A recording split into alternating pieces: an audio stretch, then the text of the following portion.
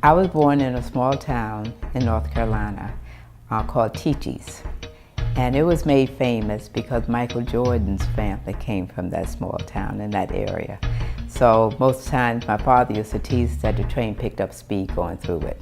But with reference to the history of why people left the South and moved to the North is because of the need for opportunity. And opportunities were more fruitful in the northern and in the northwestern parts of the country than it was in the South. And so that was the reason for the Great Migration, was for job opportunities. And I had the fortune of living in two worlds. Part of my life started off in New York. In New York, I went to desegregated schools. My father was a pastor, moved to Atlanta, Georgia, and I moved into a segregated environment.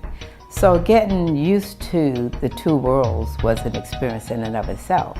But I found something to my benefit in moving into a segregated environment. There was more nurturing by the community and more shaping and participation in your growth and development, even in the school system. They wanted you to achieve, and they knew there was a better life someplace else, and that if you got a good education, you could make things happen. I moved to Washington, D.C.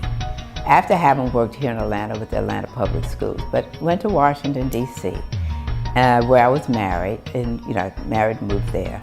And I came head on with discrimination in the form of I had gotten a job in the government, like a lot of people in Washington, D.C., working for the government.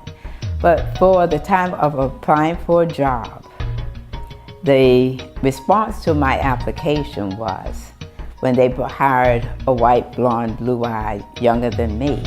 But I was told in advance of their hiring her that I was too young for the job and that I might get pregnant. And I had no intention of getting pregnant, but the young part I said, okay, until they brought her in and said to me, this is the person we hired for the job that you wanted, and we want you to train her. And I was smacked in the face that the person didn't want me because I was African American. And I filed, and that was coming from the training in the South, from right here in Atlanta. I filed the first lawsuit against the department. I just got up from my desk, went there and told I wasn't training them. And I turned around, left the office, and went right downstairs and filed the charge against the department. That was the beginning, I think, of my awakening, my eye-opening experience that said that I had to challenge this.